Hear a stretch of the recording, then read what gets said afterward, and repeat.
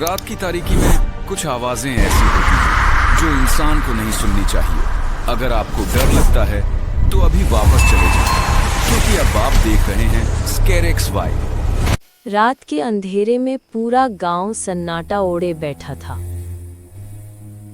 बस कहीं दूर एक कुत्ते के भौंकने की आवाज गूंजती थी।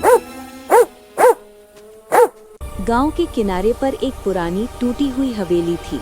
लोग कहते थे वहां 40 साल से कोई नहीं रहता, मगर हर रात उसमें चिराग जलता दिखाई देता था। एक रात अली ने हिम्मत की और सच जानने निकल पड़ा। चांद बादलों के पीछे छुपा तो अंधेरा और गहरा हो गया। हवेली के दरवाजे पर पहुंचकर उसके कदम खुद ही रुक गए। अंदर से आहटें आ रही थीं, जैसे कोई चल रहा हो। दरवाजा आहिस्ता से चरचराकर खुद ब खुद खुल गया। कमरे में दाखिल होते ही उसे बर्फीली हवा का झोंका लगा। दीवारों पर पुरानी तस्वीरें लटक रही थी, जिनकी आंखें जिंदा लगती थीं। अचानक किसी ने उसके कान के करीब सरगोशी की। वापस चले जाओ। अली ने मुड़कर देखा, मगर वहां कोई न था। हवेली के अंदर अंधेरा हरकत करता महसूस हो रहा था। फर्श पर कदमों के निशान खुद ब खुद बनते जा रहे थे। ऊपर की मंजिल से किसी के रोने की आवाज आई। वो दिल थामकर सीढ़ियां चढ़ा। दरवाजे के नीचे से सुर्ख रोशनी झलक रही थी। जैसे ही उसने दरवाजा खोला, रोशनी बुझ गई। अंदर कमरा खाली था, मगर दीवार पर ताजा खून से लिखा था, तुम्हें नहीं आना चाहिए था। अली के पीछे दरवाजा जोर से बंद हो गया। गांव वालों ने अगली सुबह हवेली का दरवाजा खुला पाया,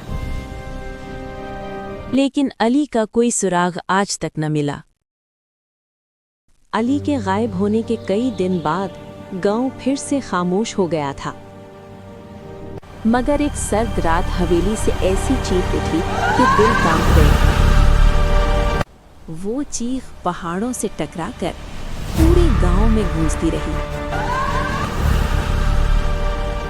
लोग अपने बिस्तरों में जम गए, किसी में बाहर निकलने की हिम्मत न थी। हवेली की खिड़कियों में अचानक सिर्फ रोशनी जलने बुझने लगी। उसी लम्हे कुछ लोगों ने अली का साया वहां खड़ा देखा। उसके हाथ में वही पुरानी लालटेन थी। चीखें अब इंसानी नहीं लग रही थी, जैसे कई आवाजें एक साथ हों। बाबा अब्दुल करीम ने कपकपाती आवाज में कहा, ये हवेली रूहें कैद कर लेती है। उन्होंने बताया कि जो अंदर जाता है वक्त में खो जाता है। असल में हवेली के नीचे एक पुराना तहखाना था। अली वहां एक खुफिया दरवाजे से नीचे उतरा था। जैसे ही अली ने उन्हें देखा, दरवाजा हमेशा के लिए बंद हो गया। रूहों ने उसकी आवाज चुरा ली, इसीलिए चीखें गूंजती थीं। वो हवेली की दीवारों में कैद हो चुका था।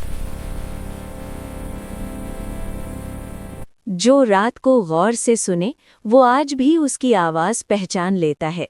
इसीलिए गांव वाले जानते हैं, अली हवेली में नहीं गया, हवेली में शामिल हो गया।